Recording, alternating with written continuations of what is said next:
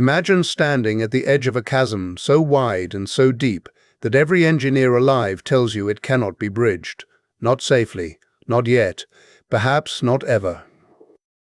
Now imagine being 27 years old, virtually unknown, and deciding that you are going to bridge it anyway, and that while you are at it, you are going to make it the longest suspension bridge on Earth. That was Isambard Kingdom Brunel, and the chasm was the Avon Gorge at Clifton, Bristol, and that was just the beginning. Brunel was born on the 9th of April 1806 in Portsmouth, England, to a father who was himself a celebrated engineer, Marc Isambard Brunel, a French émigré who had fled revolutionary France with his head barely attached to his shoulders. Marc was brilliant, methodical, and deeply respected. His son would inherit the brilliance but discard the methodical part entirely, replacing it with something far more combustible, an almost reckless, ego-driven hunger to build things that had never been built before. Isambard was educated partly in France, where he absorbed the rigorous technical traditions of French engineering schools, and partly in his father's workshop, where he learned that the difference between a good idea and a great one was the courage to pursue it when everyone else thought you were insane. He spoke fluent French, sketched compulsively, and smoked cigars with such devotion that contemporaries often recalled him wreathed in smoke like a locomotive himself, which, as it turned out, was fitting. His first major trial was not a triumph, it was a near-death experience. In 1825, Marc Brunel began the construction of the Thames Tunnel, the first tunnel ever successfully driven beneath a navigable river anywhere in the world. It was a project that the entire engineering establishment had declared impossible. Marc had invented a tunnelling shield, a mechanical device that allowed workers to excavate the soft, waterlogged ground beneath the Thames in relative safety, and young Isambard was appointed resident engineer at the age of just 19. What followed was a nightmare. The Thames broke through the tunnel workings not once, not twice, but 6 times over the years of construction. Men drowned. Workers were swept away by the surge. On the worst occasion, in May of 1827, a sudden flood killed 6 men and left Isambard himself badly injured, dragged from the black water barely alive. He spent months recovering, physically shattered and psychologically haunted by survivor's guilt. The tunnel was suspended. Funding collapsed. The whole enterprise looked finished. He was 19 years old and had already nearly died for engineering. Most men would have chosen a quieter profession. Brunel doubled down. The contest that launched his legend came in 1830. Bristol, then one of the most prosperous and ambitious cities in Britain, invited engineers to submit designs for a bridge across the Avon Gorge, a dramatic natural ravine with walls of limestone plunging more than 200 feet to the river below. The span required was enormous by the standards of the day, over 900 feet between the cliffs.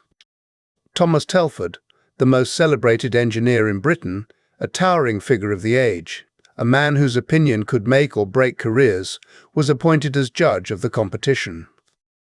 He rejected all 22 submissions, including Brunel's, on the grounds that no suspension bridge of that span could be safe. He then submitted his own design, which featured 2 massive Gothic towers rising from the gorge itself to shorten the span, at enormous expense, turning an elegant engineering problem into a monument to his own caution. The Bristol Committee rejected Telford's design. They rerun the competition. Brunel submitted again. This time he won. The conflict between Brunel and the establishment was not merely professional vanity. It was a clash of 2 entirely different philosophies of engineering. The old guard believed in proven methods, incremental progress, and conservative margins of safety. Brunel believed in calculated daring, in using mathematics and intuition together to push beyond what had been done before. He had studied the physics of suspension bridges obsessively, and he was convinced that Telford was simply wrong. He was right, but the Clifton suspension bridge would not be completed in his lifetime. Funding stalled repeatedly, the project was suspended for decades, and the bridge Brunel designed was only finished in 1864, 5 years after his death, as a memorial to him. It stands today, unchanged in its essential form, still carrying traffic across the Avon Gorge, a ghost of iron and genius haunting the Bristol skyline. While Clifton languished, Brunel found a larger stage.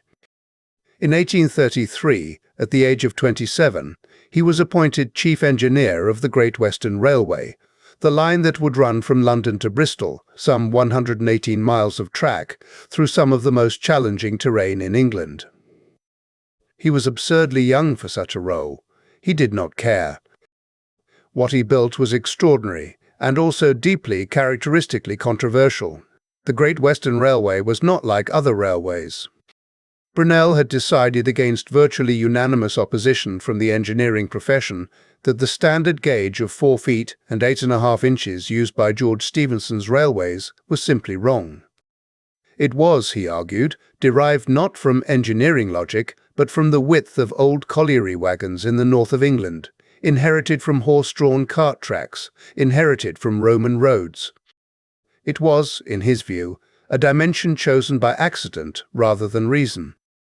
Brunel chose a gauge of 7 feet and 1/4 inch for the Great Western. His reasoning was sound. A broader gauge meant more stable trains, faster speeds, and a smoother ride. The trains he envisioned would be longer, lower, and faster than anything running on Stephenson's network, and when the Great Western opened, in stages from 1838 onwards, it proved him largely right. The ride was smoother. The speeds were breathtaking. By 1848, Great Western locomotives were regularly exceeding 70 miles per hour, figures that astonished the Victorian public. But Brunel had made a catastrophic strategic error. He had assumed that the whole nation would eventually convert to his superior gauge. They did not.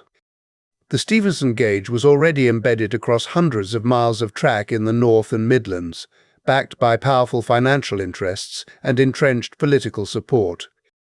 The resulting gauge war, a bitter parliamentary and commercial battle fought through the 1840s, ended with a royal commission ruling in favour of the narrow gauge in 1846. Brunel's broad gauge was to remain confined to the Great Western network, creating an expensive and infuriating break of gauge at every junction, where passengers and goods had to change trains. It was an engineering argument he was right to make and wrong to lose, and it cost the country millions. He also built Box Tunnel at nearly 2 miles long, the longest railway tunnel in the world at the time of its completion in 1841. Critics said it could never be ventilated properly. They said passengers would suffocate. They said the gradient was too steep for locomotives to climb. They were wrong on every count. And Brunel, in his characteristic fashion, aligned the tunnel so that on his birthday, the 9th of April, the rising sun shone directly through its entire length. Whether this was deliberate genius or happy coincidence remains debated to this day. Knowing Brunel, it was probably both. Then came the ships. Brunel did not simply want to build railways. He wanted to build a transport system that connected continents. His vision, startling in its ambition, was that the passenger could board a Great Western train in London, travel to Bristol, and step directly onto a steamship bound for New York. The Great Western Railway was Act 1. The steamship was Act 2. The SS Great Western launched in 1838.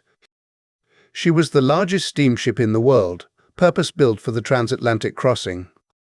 And she made the journey from Bristol to New York in 15 days, beating her rivals and silencing the skeptics who had insisted that no steamship could carry enough coal to cross the Atlantic.